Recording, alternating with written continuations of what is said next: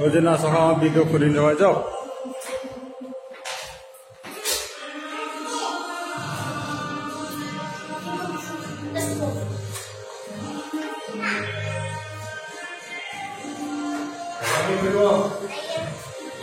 Hah? Om nami nawa WhatsApp otet nana. Nang ni no otet no.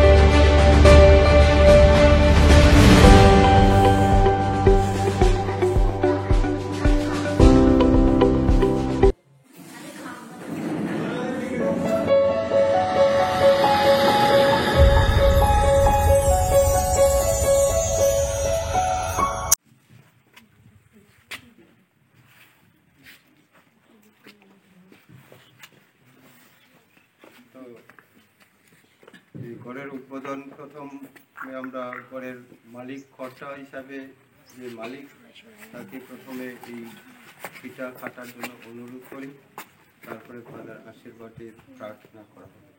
অনুরোধ করি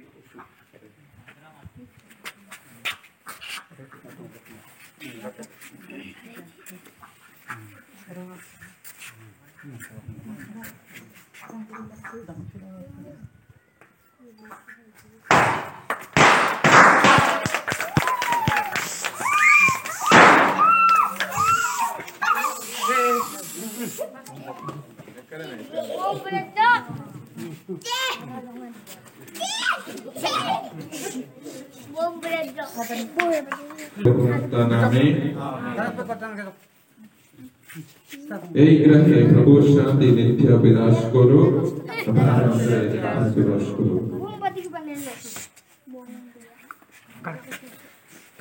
প্রিয়জনেরা, প্রভু যিশু যখন তার শিষ্য ভিতরের বাড়িতে যেমন তার দুজন ভক্ত মাতা ও মারিয়ার বাড়িতে এসে দেখেছিলেন, তেমনিও তিনি আজ আপনাদের ঘরেই আসতে চান। বছরে খণ্ডে থাকে ঠাকুর, তিনি যেন আপনাদের নতুন বাড়িতে পদার্পণ করে আপনাদের ঘরে একজন হয়ে থাকে। তিনি যেন হন আপনাদের সকল আনন্দের সহভাগী, সকল দুঃখের সমবর্তী। আপনারা তারাই আদর্শে অনুপ্রাণিত হয়ে চেষ্টা করবে আপনাদের এই নতুন ঘর জন্য সত্যই এক ভালোবাসা নিয়ত হয়ে ওঠে। সেই ভালোবাসার গর্বে চারিদিক জন্য আমাদের হই।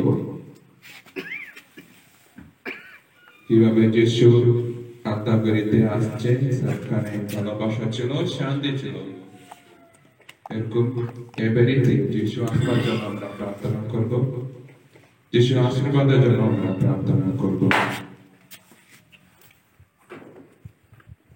এখন আমরা মঙ্গলবাণী শুরু মঙ্গলবাণী শুনব।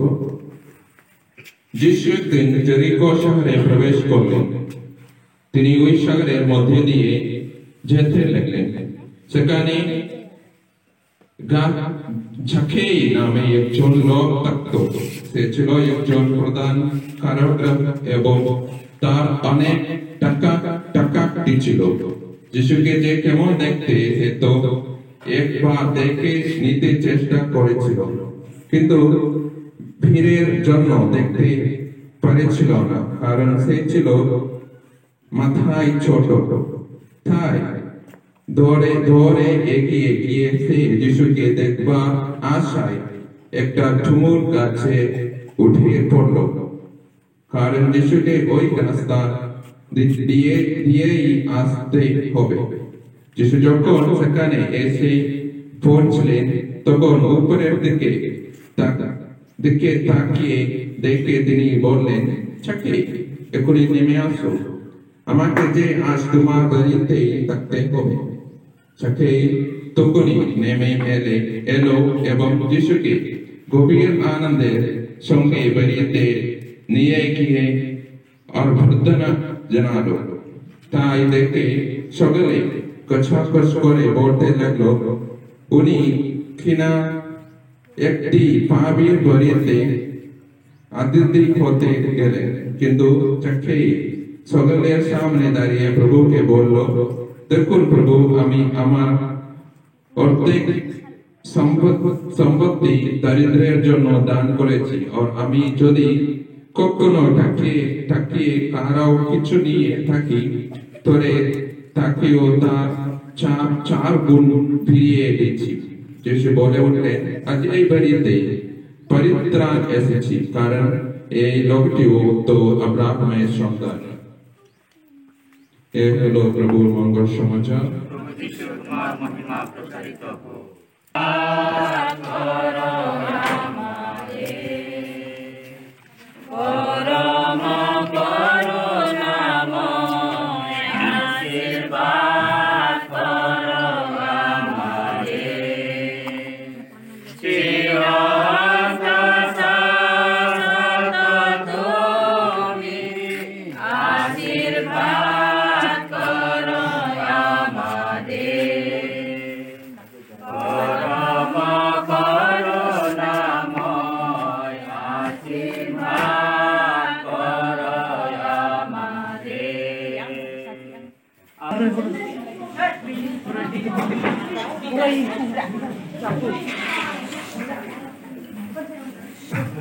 Ay,